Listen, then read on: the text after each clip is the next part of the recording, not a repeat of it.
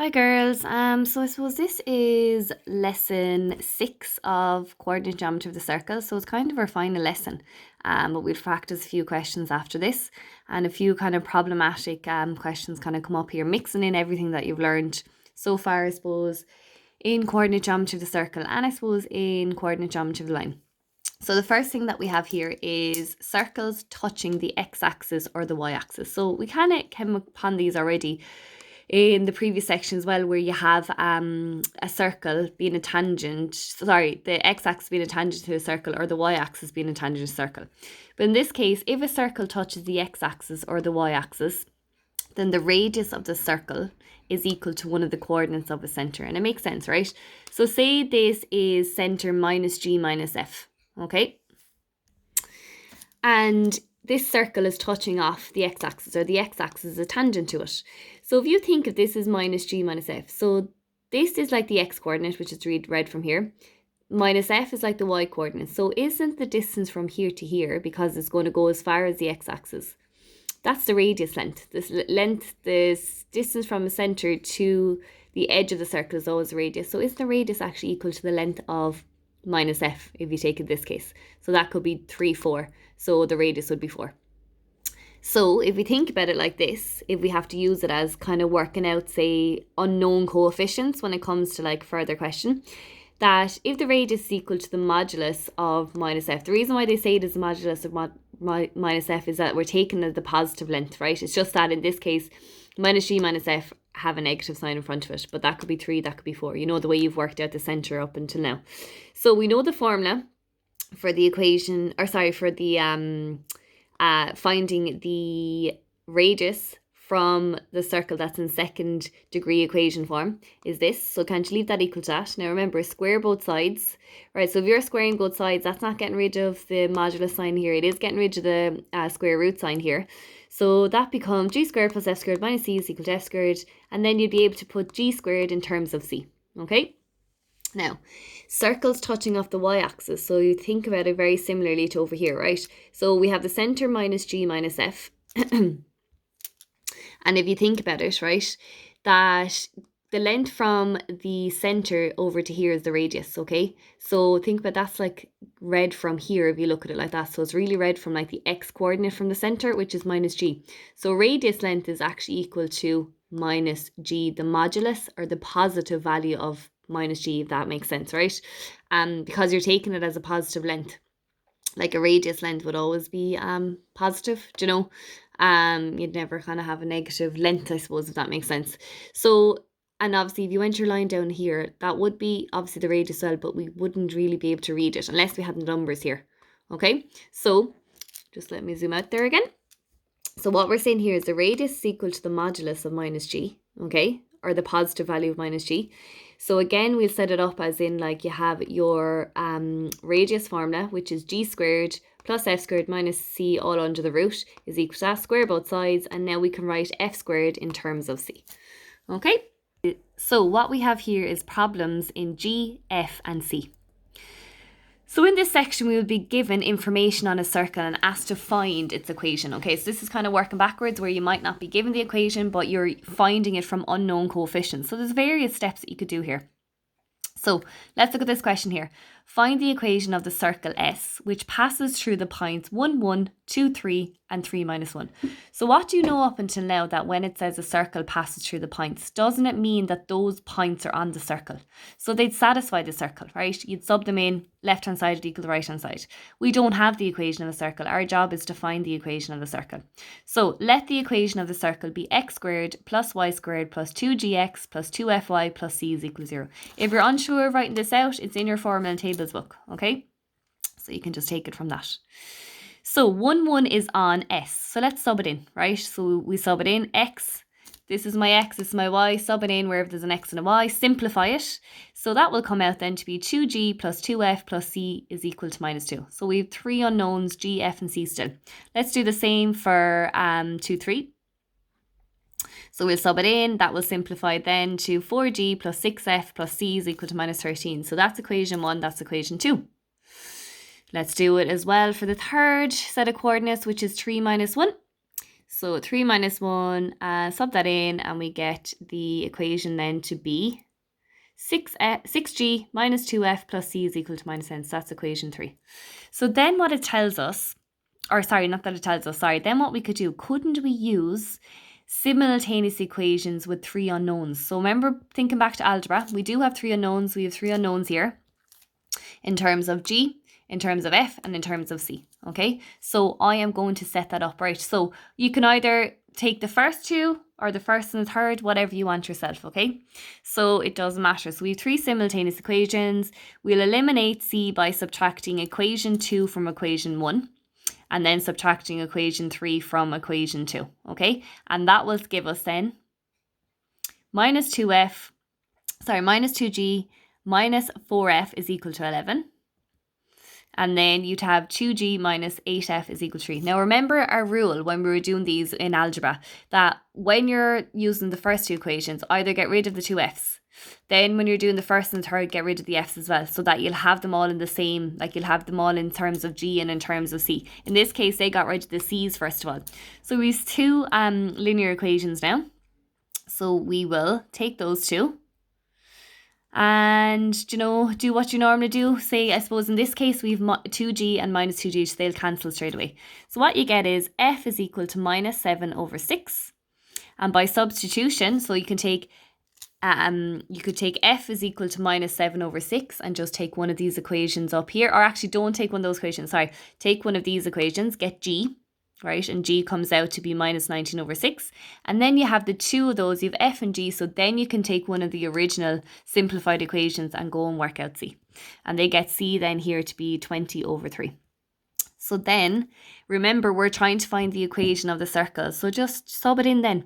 You remember, it's all the characteristics for an equation in second degree form is the coefficients of x squared and y squared must be 1. There must be no term that has xy, and the highest power of x and y is 2. So just substitute in then what you have, right? So if you substitute in, you've got x squared plus y squared plus 2 times g, which is minus 19 over 6 times x, plus 2 times minus 7 over 6 times y, and then plus c, which is plus 20 over 3. And you could simplify that then by multiplying across by 6. Or getting your common denomination. That comes out to be 6x squared plus 6y squared minus 38x minus 14y plus 40. Now you could say, but that isn't in the second degree form. So you could leave it like that. It is second degree form. It's just that when you're, I suppose, reading your centre and reading your radius from this format, I would divide across by 6 first, because you want it to be like corresponding with x squared plus y squared plus 2gx plus 2fi plus c. So you can leave it like this, or you can just multiply across to kind of tidy it up a little bit.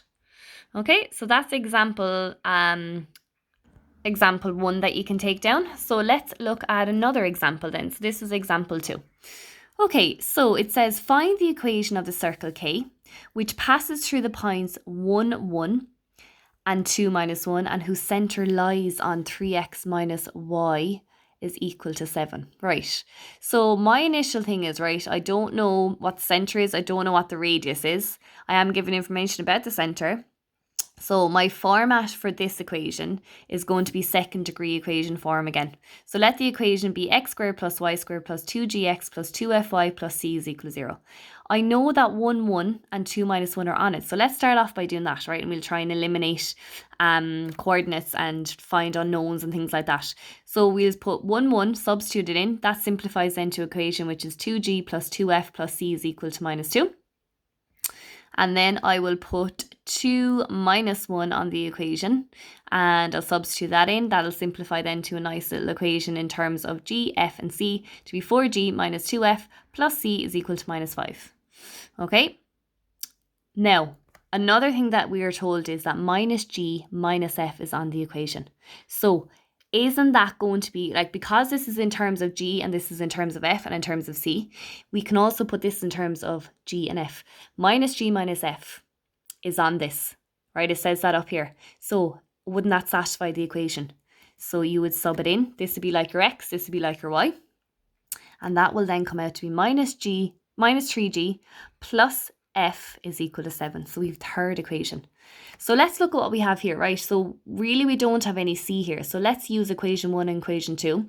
Do our simultaneous equations. Divide across by -1 if you want, or just change the signs. So you're subtracting equation 2 from equation 1, and we'd have another equation then, which is in terms of g and f. So that will help me then with this. Okay, so -2g plus 4f is equal to 3. Now you just have to do the work yourself here, right? Okay, but you're well used to doing simultaneous equations at this stage. Equation 4 then will be got by solving equation 3 and this equation. Okay, so this is equation 4. Okay, sorry, this is equation 4.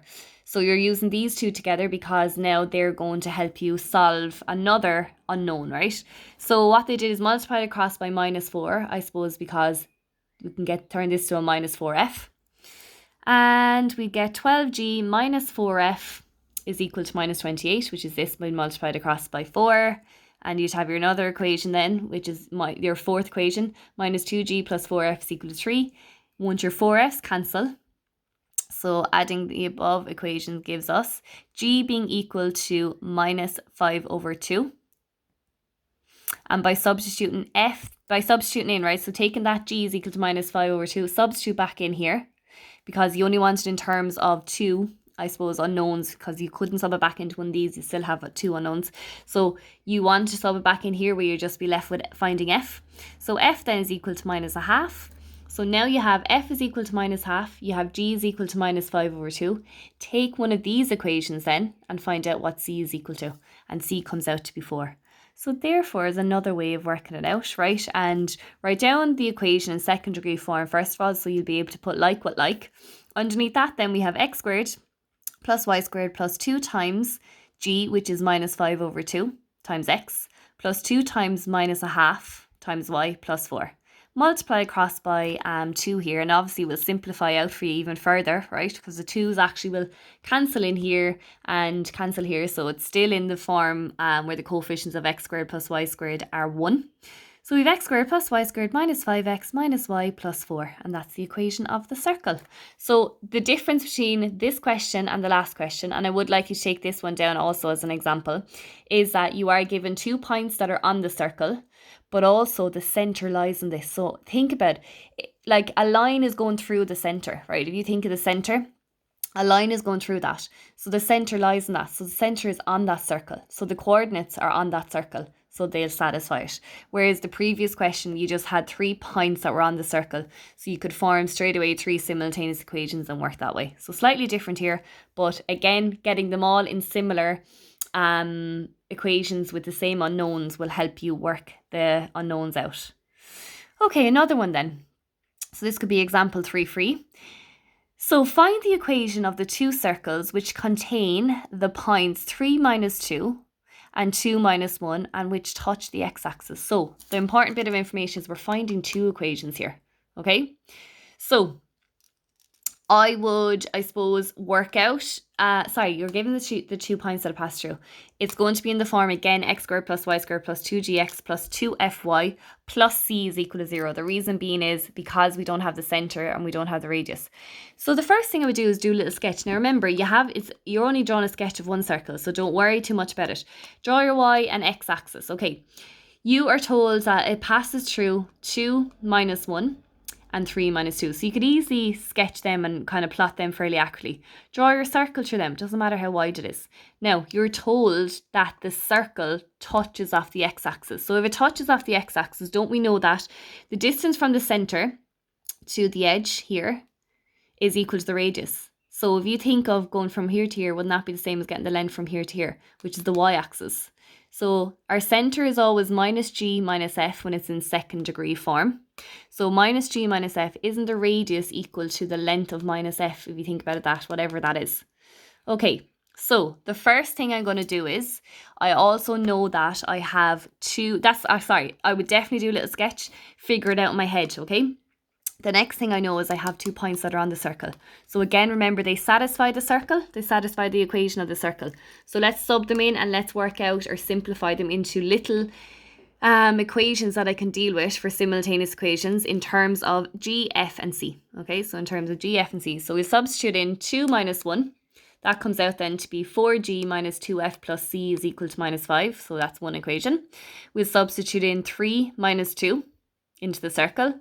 Okay, sub that in. That comes out to be 6G minus 4F plus C is equal to minus 13. Okay.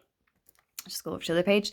Then also, if the circle touches the x-axis, the radius is equal to, we said, the modulus or the length of the coordinate, that's minus f.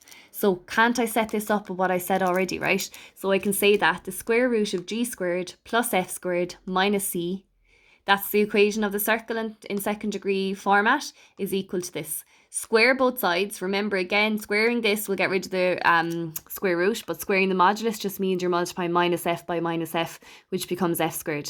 So simplify this, right? Bring over your f squared. They'll cancel. You'll have g squared then is equal to c. Okay, so now g squared is equal to c. So remember what we have over here.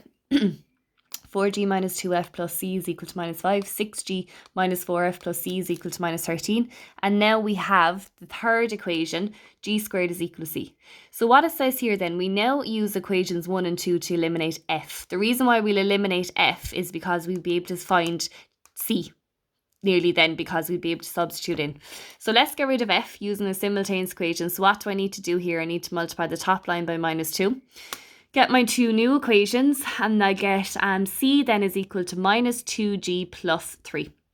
Okay, now what it says here, we now substitute minus 2g plus 3 for c, I'll zoom out there, sorry, for c into equation 3. Okay, so this is kind of using your logical intuition here as well, like, you know, because you just work around, like it's trial and error as well, like that works as well. And somebody could say, oh, how did you know that you have to do this? Like, it's trial and error. Like, I could have said, oh, I got rid of my g's here, but if I got rid of my g's, that wouldn't have helped me in any way, right? Think of g squared is equal to c. So if we got rid of our f's, we'd still have an equation in terms of g and c, which we do, but we're told that c is equal to g squared. So now for here, I'm going to substitute in g squared is equal to c. So where c is, I'm going to say that's g squared is equal to minus 2g plus 3. So now can't you see, I'll zoom back in there. So now can't you see that now we would be able to form a little quadratic trinomial? Sometimes what happens is people see other letters other than x and y and get completely thrown off, but you can still form a quadratic trinomial in terms of g. That's perfect. So bring everything over. Lovely. I have a nice simplified quadratic trinomial that I can work out the factors, doing your normal guided method, bring out the minus 3, say plus times the minus times the plus. I'm getting the factors of 3 that I'll take one away from the other to give me 2. So it's g minus 1 and g plus 3 is equal to 0. Get my two factors then, g is equal to 1 and g is equal to minus 3. Remember, I'm looking for two equations. That's okay. So we'll say g is equal to 1, g is equal to minus 3. Let's work out c. What do we say c was equal to? Minus 2g plus 3. Substitute in the two values for c, we get c is equal to 1, we get c is equal to 9. So I have my two values for g, I have my two values for c. Now, let's think of the other equations that I had on the other side, either one of these. Let's substitute in, right? Take the first equation, doesn't matter which equation. If you took the second equation, it'll still give you the same value. So let's say g is equal to 1 and c is equal to 1, because that's what they're corresponding. So g is equal to 1, c is equal to 1. Let's work out the corresponding f is for that one. So f would be equal to 5 here. Substituted, they're only substituting them in. Where g is equal to minus 3 and c was equal to 9, substitute them into the same equation and we get f then to be equal to 1. So now what we have is the two sets of values. So the two sets of values, I'll zoom in there again, sorry. The two sets of values for g, f and c. So g is equal to 1, c is equal to 1, f is equal to 5. G is equal to minus 3, c is equal to 9, f is equal to 1. That's my second equation. Plug them into your equation of the line that's in second degree form. Write it down first of all. X squared plus y squared plus 2gx plus 2fy plus c is equal to 0. Substitute in each one of these. X squared plus y squared plus 2x. Okay, because it's 2 times g, 2 times 1. Plus 2fy, so 2 times 5 is 10, and then plus 1. Same with over here, x squared plus y squared. It's plus 2gx, so plus 2 times minus 3, which is minus 6x, plus 2fy, so 2 times 1 is 2. And then plus c, which is 9. And that's your equation of the two circles that would, I suppose, apply to this particular information that's given. So the equation of the two circles which contain the points 3 minus 2 and 2 minus 1, but also touch the x-axis. So it's a hard equation, a hard example, but not that hard that you wouldn't be able to do it yourself. It's just that you're trying to get your head around, like, what do you use, what do you sub in, do whatever information you're given. But just remember, when you're given the information about it touching off the x-axis, you need to think of that the radius length here is actually equal to minus f, or the coordinates of minus f, and then you have to use that part. So that could be a little bit tricky for some. But just remember that the length of the radius is always positive. That's why they have the modulus there. But you have to take into account that you're squaring that. Okay, so that is your sixth lesson on coordinate geometry of the circle. And I suppose the last one in a sense. But we'll have a look at a few examples and a few questions then to try.